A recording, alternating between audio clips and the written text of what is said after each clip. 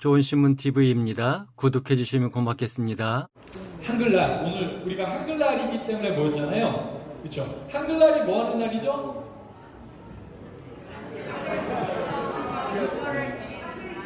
예, 저기 뭐라고 적혀있죠? 예, 한글의 우수성과 공로를 기리는 날이라고 돼 있어요. 그런데 한글이 정말 우수한가요? 네. 정말 그렇게 알고 있어요? 네. 우리끼리만, 우리 한국 사람이니까 우리끼리만 그런 거 아니에요 혹시? 아니에요? 왜 한글이 왜 우수해요? 모든 언어를 답변할 수 있어요. 우리가 한번 찾아볼게요. 넘어가겠습니다. 예. 글자가 되게 한자의 날 있어요? 한자의 날? 없어요, 그렇죠? 일본 사람들은 히라가나 쓰는데 히라가나 가타가나 쓰죠? 히라가나의 날 혹시 있나요? 왜 없죠?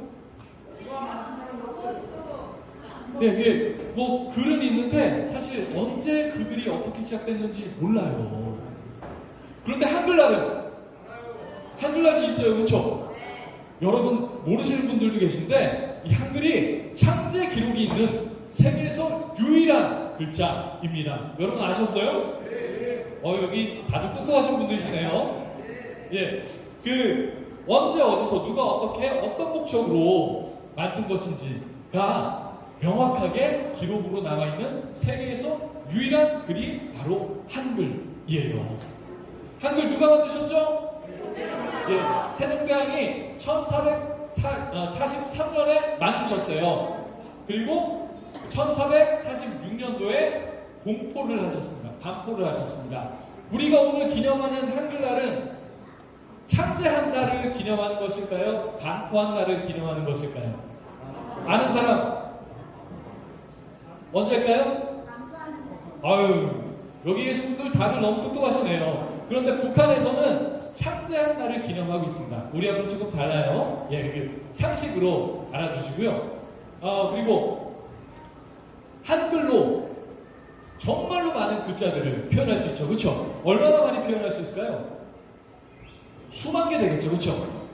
그런데 그 수만 개를 표현할 수 있는 기본이 되는 글자가 앞에 보시는 여기 5개의 자음과 3개의 모음이에요. 이 자음 5개에서 획 하나 추가하고 모음에서 서로 조합하는 방식들, 그리고 이것들을 서로 섞어서 수많은 무수한 글자들을 우리가 표현할 수 있는 겁니다. 놀랍지 않으세요? 예, 이렇게 과학적인 문자가 세계에 없어요. 세계에 없습니다. 그리고 한글을 왜 만들었나? 세종대왕께서 왜 만드셨죠? 예, 맞아요. 훈민정음에 딱 보면은 나란 말씀이 중국에 달아 서로 사맞디 아니할세, 어린 백성이 이루고자 할 바 있어도 마침내 그 뜻을 펴지 못할 놈이 하니라. 놈이 사람이 많으니라. 이에 내가 어여삐 여겨서 새로 28글자를 만들었니 사람마다 쉽게 있어 편하게 쓰게 하기 위함이라. 이렇게 하셔서 사람들이 쉽게 글을 알 수 있도록 세종대왕께서 만드신 겁니다. 너무 위대하죠? 훌륭하죠? 그렇죠? 그런데 그러면은 세종대왕께서 한글을 딱 만드셨을 때 세상 사람들이 다 좋아했을까요? 그러면 한국 사람들은 좋아했었어야 되지 않아요? 좋아했을까요? 어땠을까요? 네. 훈민정음 창제 반대합니다! 뭐 이상한 사람들이죠, 그렇죠? 이런 사람들이 조선에 많이 있었어요. 이 사람들이 왜 반대했을까요? 왜 반대했을까요? 여기 똑똑한 사람들 모여 있는 것 같은데 혹시 알아요? 왜 반대했을까? 네? 맞아요. 우리 조선은 이런 나라였어요. 우리 조선은 중국을 명나라를 또 청나라를 형님으로 모시는 나라인데 우리가 어떻게 중국과 다른 글자를 쓰냐? 글씨를 쓰면 안 된다. 이건 중국에 대한 도전이다. 중국이 우리가 새로운 글자 만든 거 알면은 우리가 무사할 것 같아? 이러면 안 돼요. 왜 이러십니까? 세종대왕 대왕 통촉합니다. 막 이렇게 상소 올리고 그랬어요. 참 안타깝죠, 그렇죠? 그러면서 한글, 훈민정음이라는 표현으로 그때 썼습니다. 한글이란 말은 누가 제일 처음에 만들었을까요? 혹시 아세요? 저기 똑똑한 친구들? 몰라요? 한글이라는 표현은 1920년대에 주식영 선생님, 한글학자이신 주식영 선생님이 한글이라는 표현을 쓰셨어요. 처음에 나왔을 때, 세종대왕께서 만드셨을 때는 훈민정음이었습니다. 이 훈민정음을 낮춰서 벽을 딱 떨어뜨려서 말한 표현이 언문이라는 겁니다. 그러니까 어린애들이나 쓰는 하찮은 글이라는 표현인데 이 당시 사대분들은 그렇기 때문에 우리가 중국을 사대해야 되는데 중국에게 잘 보여야 되는데 우리가 글을 독립적으로 가는 것은 옳지 않아 라는 생각에 빠져가지고 한글을 무시했어요. 그러면 이 한글이 살아남았을까요? 어땠을까요? 살아남긴 했는데 근근히 이어졌습니다. 왜냐하면 쓰지를 않으니까. 그리고 한글 쓰면은 뭔가 좀 이렇게 안 똑똑한 사람인 것처럼 취급하고 이러니까 그 한참문화권 안에서 사실상 거의 400년 동안 한글이 발전하지 못했어요. 그런데 놀라운 일이 생깁니다. 오늘 메인 주제인데요. 한글을 사랑한 선교사님들을 통해서 한글이 꽃을 피우게 됩니다. 오늘 여기에 대해서 저희가 같이 살펴보도록 하겠습니다. 다음 질문. 우리나라의 최초로 전해진 성경, 어떤 성경이었을까요? 아시는 분? 손 들었어. 알아요? 어떤 성경이었는지? 예? 안 들려요. 어린 성경. 아니에요. 아이고, 이건 틀렸다. 혹시 아시는 분 계시나요? 어른들 중에 어떤 성경? 잠언? 잠언도 나중에 들어와요. 그런데 그 답은 아니에요, 오늘. 예?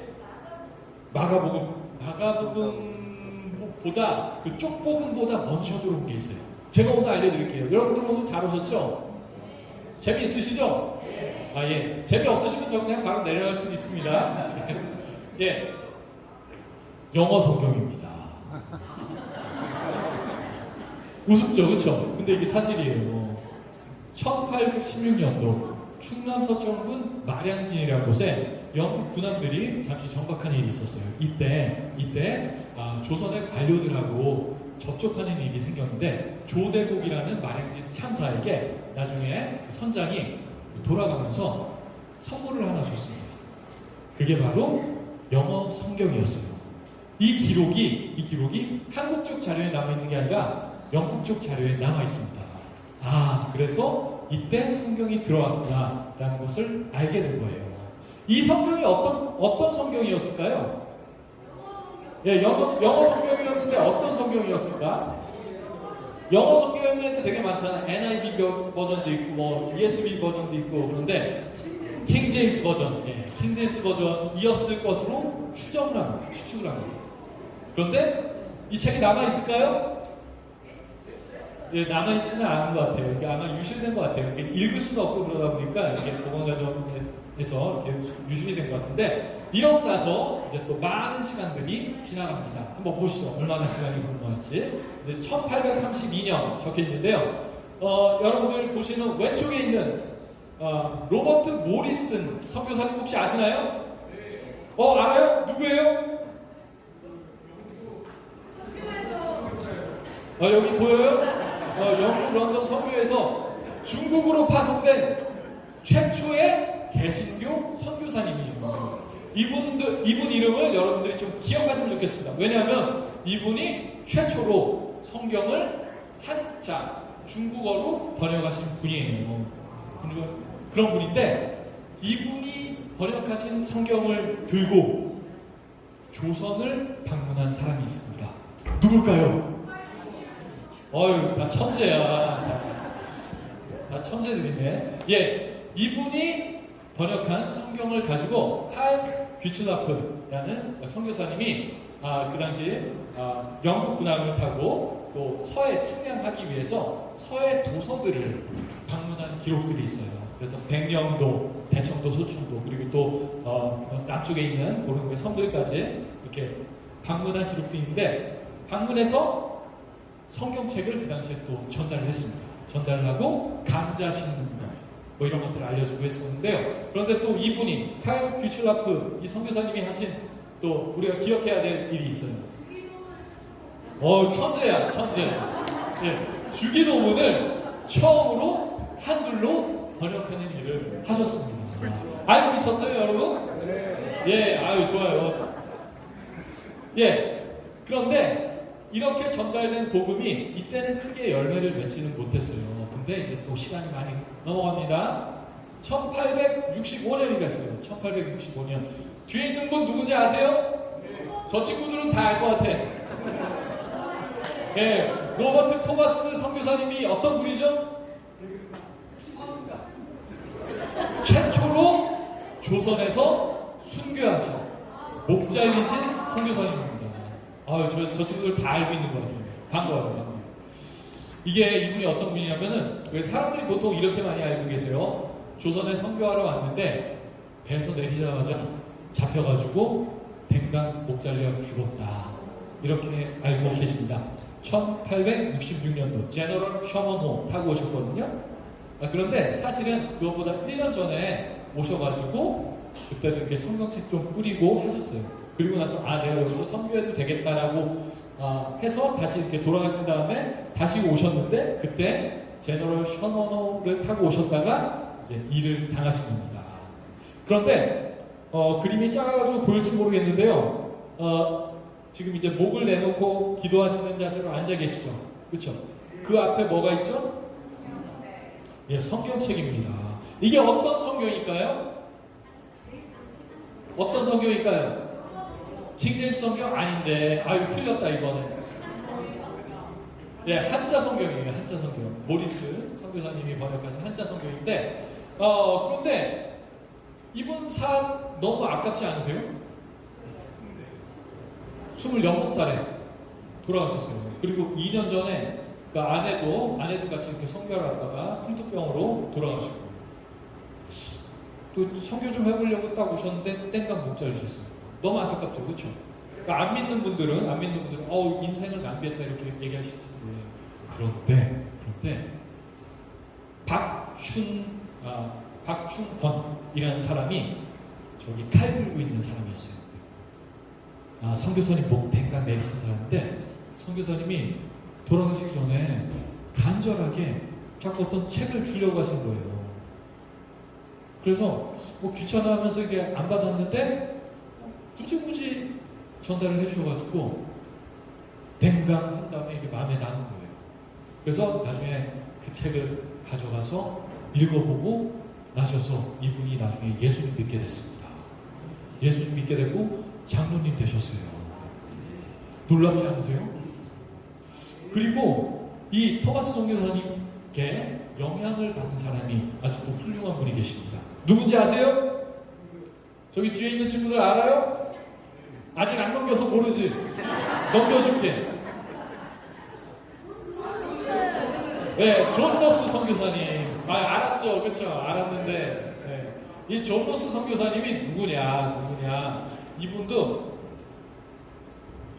선교에 대한 열정을 가지고 계신 분이었어요. 근데 토마스 선교사님이 그렇게 순교한 이야기를 딱 들으시고 너무 안타까운 마음, 그리고 역설적으로 조선을 사랑하는 마음이 생기신 거예요.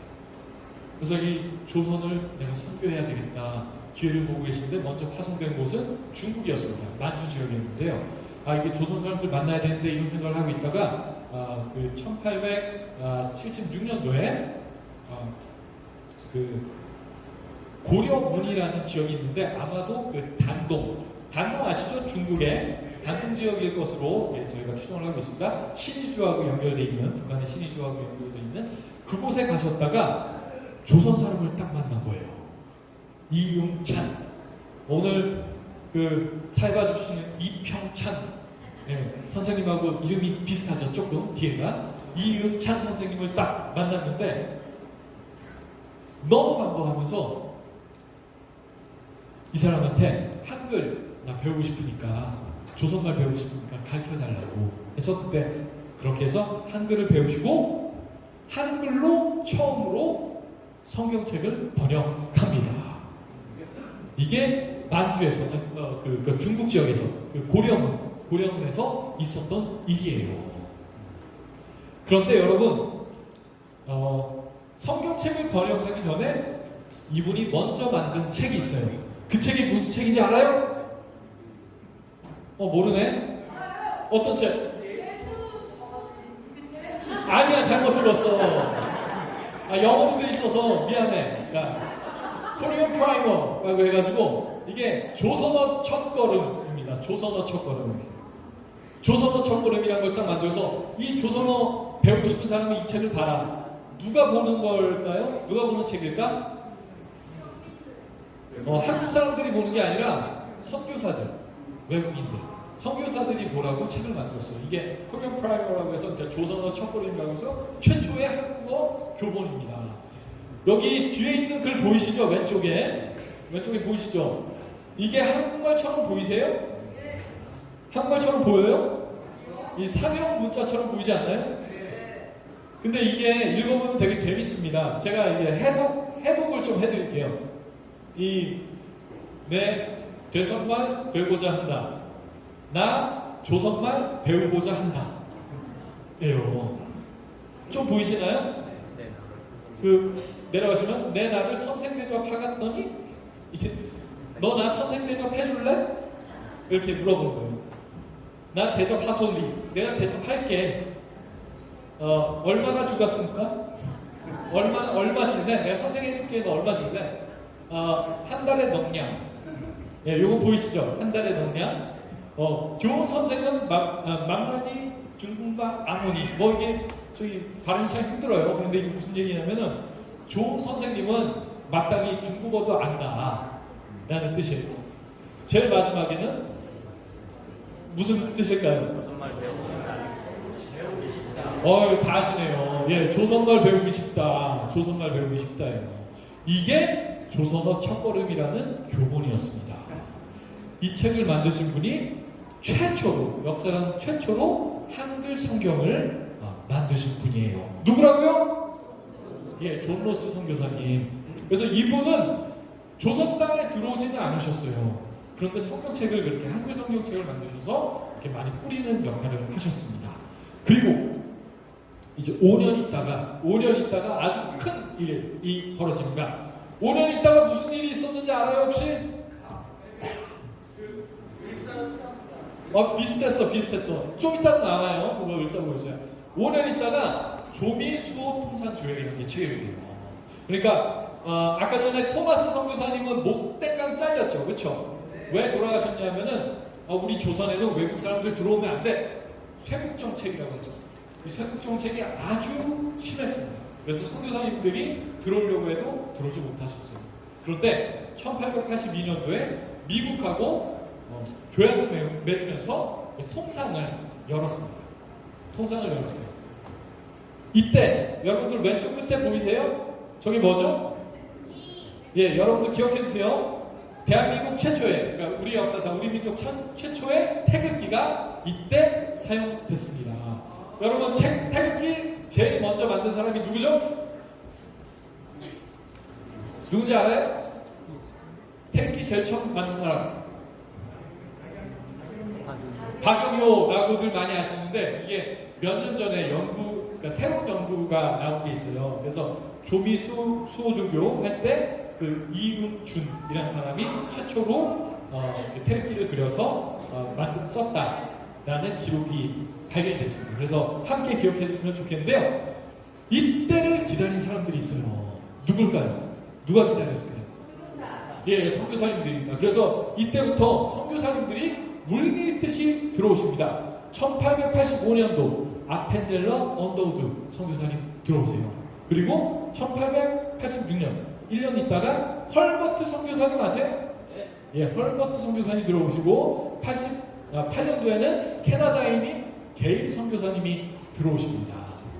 이렇게 이제 이때부터 1880년대부터 한글이 정말 폭발적으로 성장하게 됐는데요. 그 내용들을 저희가 같이 볼게요. 그런데 언더우드 선교사님 또 아펜젤러 선교사님이 한국에 들어오실 때 성경책을 가지고 오셨을까요? 안 가지고 오셨을까요? 어떤 성경책 가지고 오셨을까요? 영어 성경도 아마 있으셨겠죠, 그렇죠? 네, 그런데 이 두 분이 한국 오시기 전에, 조선 오시기 전에 일본에 잠깐 방문을 하십니다. 일본에 갔더니 한글 성경이 있는 거예요. 근데 한자랑 같이 섞여 있는 한글 성경이 있는 거예요. 이게 어찌된 일이냐 보니까 1885년도에 일본 유학생 이수정이라는 분이 예수님 믿으시고 성경을 마가복음을 이렇게 번역한 거예요. 그래서 아펜젤러 선교사님하고 언더우드 선교사님이 제국포항에 들어오실 때 이 성경책을 가지고 들어오셨습니다. 넘어갈게요. 예, 지금부터 정말 한글이 폭발적으로 성장을 합니다. 그걸 저희가 살펴볼게요. 우선 85년 아펜젤러 언더우드 선교사님 들어오시기 1년 전에 무슨 일이 있었죠? 안 보여요? 예, 가구 경장을 하면서 그 개혁이 있었어요. 그래가지고 그때 처음으로 공식적으로 한글이 국가에서 공식적으로 사용하는 언어가 됩니다. 그런데 사람들이 한글을 그럼 이제 공식적인 언어니까 열심히 써야지 하고 많이 썼을까요? 안 썼어요. 왜냐하면은 언문이니까 언문. 그거 어린 애들이나 가지고 노는 거지. 고상한 철학이나 이런 것들은 우리가 중국 멋있잖아. 한자로 해야지. 한글 가지고는 그런 사상이나 이런 걸 담아낼 수가 없어. 이런 문화적인 분위기가 팽배했기 때문에 한국 사람들은, 조선 사람들은 한글을 쓰지 않았어요. 그런데 선교사님들이 한국에 딱 들어오고 나니까 복음을 전해야 되잖아요. 그렇죠? 성경 말씀을 전해야 되잖아요. 한글이 너무 좋은 거예요. 한글이 너무 좋은 거예요. 그래서 전략을 세웁니다. 우리가 한글을 적극적으로 이용하자. 한자보다도.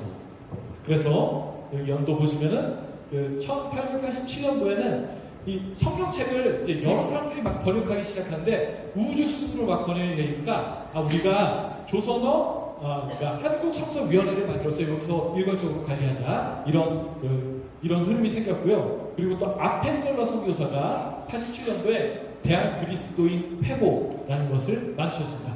이게 사실 대한민국 최초의 신문이에요.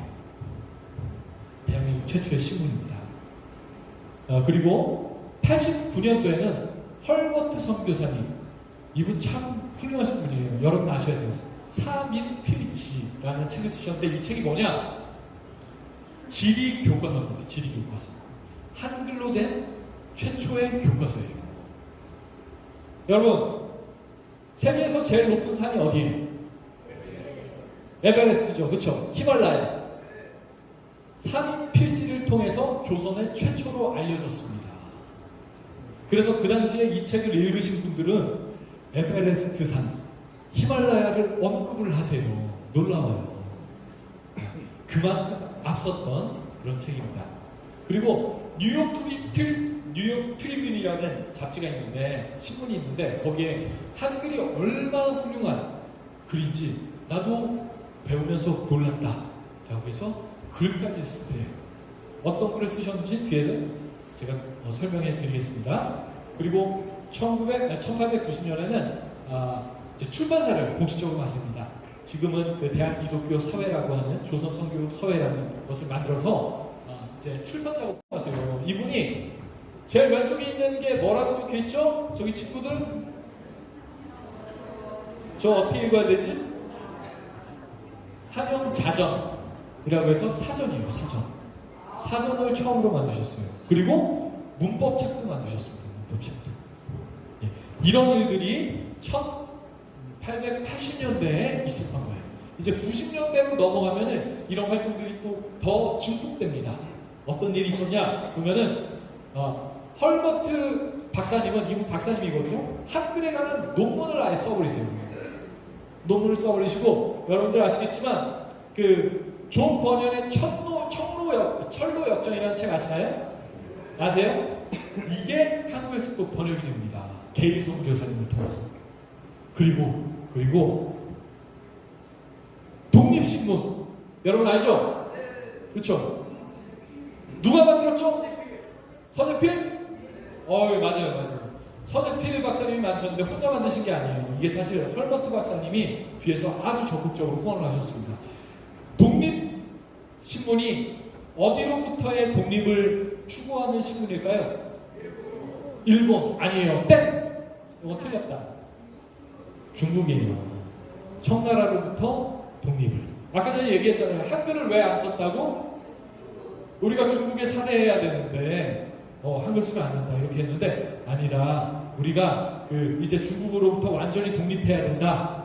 우리의 미래를 위해서는 이런 것들을 깨우쳐 주시기 위해서 독립신문이라는 것을 만드셨습니다. 그런데 독립신문을 만든 그 주역 세 분이 계세요. 서재필 얘기하셨고 두 사람 더 있는데 아세요? 주시경, 이승만 이런 분들이 계십니다. 이 두 분은 친구세요. 주시경, 이승만.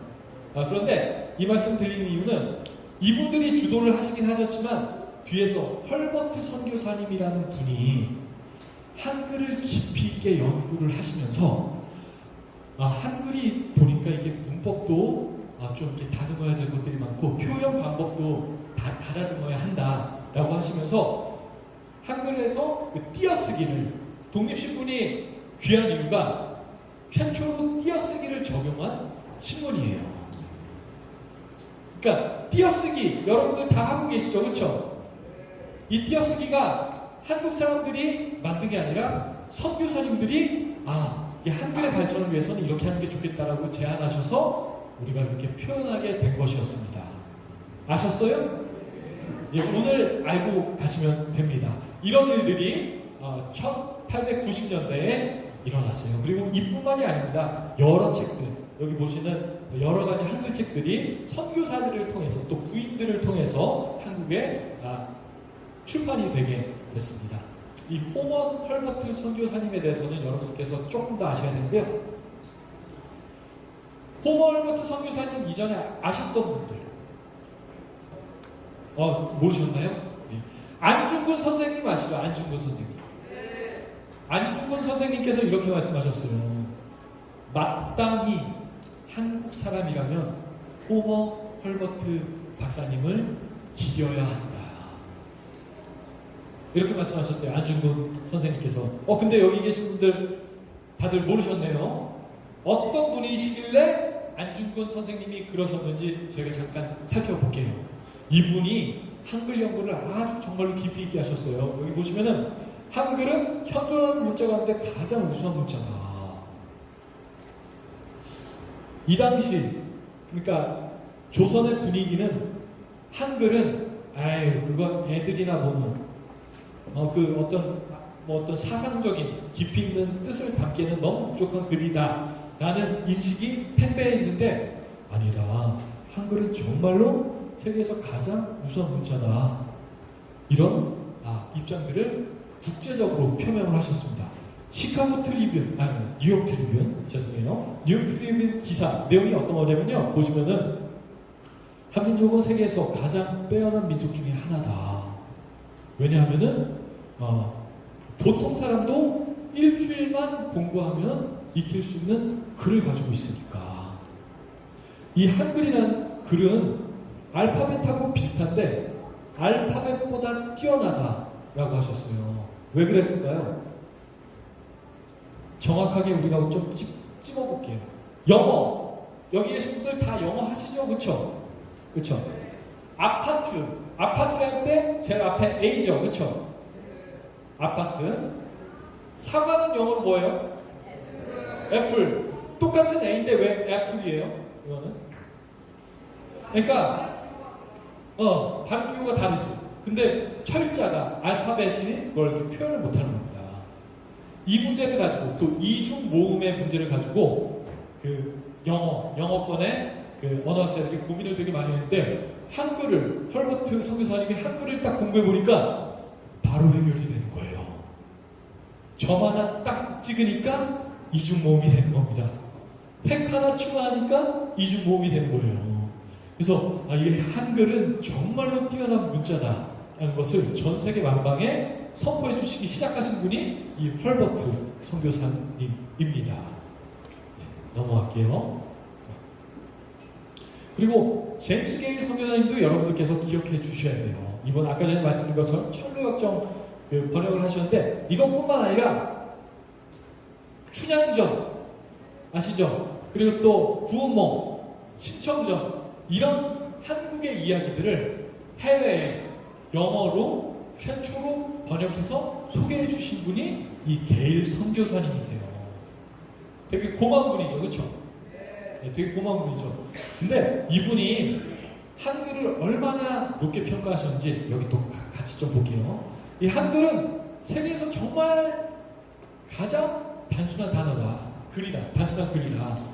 그리고 그런데 이게 너무 쉬웠기 때문에 오히려 멸시만 당했다. 그리고 지금도 쓰지 않는다. 그런데 복음을 전하기에는 너무나 훌륭한, 너무나 쉽고 너무나 훌륭한 글이다. 그렇기 때문에 한글이 지난 400년 동안 잠잠히 묵혀져 있었는데 이것은 하나님의 복음의 말씀을 전달하기 위해서 예비해 두신 하나님의 섭니다. 이렇게 얘기하셨어요. 게일 선교사님께서. 놀랍지 않으세요? 여기 보시면 한글이 기독교 선교를 위해 400년이나 기다렸다. 이거는 한글은 하나님의 섭리를 통해서 섭리를 가운데 이 선교를 위해서 준비된 훌륭한 언어다. 이렇게 말씀하셨어요. 우리가 이런 분들 기억해야 되겠죠? 그렇죠? 안중근 선생님께서 왜 홈얼버트 박사님 기념해야 된다 이렇게 얘기하셨는지 이해되시겠죠 이제? 그리고 이분은 을사늑약이 체결이 됐을 때 고종의 특사로서 이 을사늑약의 부당성을 세계 만방에 알리는데 앞장서셨던 분이시기도 합니다. 그렇기 때문에 우리가 꼭 기억하고 넘어갔으면 좋겠습니다. 이제 오늘 들으셨으니까 다 아시겠죠? 그렇죠? 예, 오늘 정말 잘 오셨어요. 예. 넘어가겠습니다. 예, 시간이 조금 길어졌는데 어떻게 빨리 마칠까요? 조금 더 할까요? 예, 조금만 더 하겠습니다. 이 한글의 우수성, 한글 선교사님들이 한글 발전에 기여하신 거는 한국 학자들도 인정하는 바예요. 이 당시 가장 유명한 문학가였던 이광수 선생님께서는 보시면은 한글은 글이라는 생각도 사실은 안 했다. 조선 사람들은. 그런데 이것이 이게 글로써 인간의 사상을 고차원적인 사상을 담아낼 수 있는 글이라는 것을 알려준 것은 기독교 선교사들 때문이다. 그렇기 때문에 나중에 대한민국에 문학사라는 것이 생기면은 가장 높게 평가해야 될 첫 번째 것이 바로 성경 번역이다. 이렇게 얘기하셨어요. 그리고 아래 계신 최영배 한글 학자신데 주시경 선생님의 제자입니다. 이분은 한글을 창제한 세종대왕의 뜻이 기독교를 통해서 조선에 실현됐다. 이렇게까지 말씀하셨어요. 한글이 정말 위대하죠? 그렇죠? 지금은 이 한글이 독일에서 얼마 전에 이런 기사가 나왔어요. 독일에서 가장 배우고 싶어하는 외국어는 영어도 아니다. 프랑스어도 아니다. 한글이다. 이런 기사가 나왔습니다. 그리고 베트남 아시죠 여러분?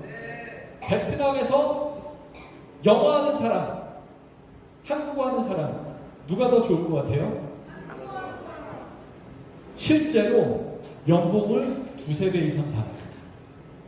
놀랍지 않으세요? 예. 아무도 관심을 주지 않던 무시당하던 그 한글이 지금 이렇게까지 됐어요. 우리 이 한글이 얼마나 훌륭한 글인지 기억하고 넘어가야 되겠죠? 그렇죠? 그런데 우리가 여기에서 그치지는 않았으면 좋겠습니다.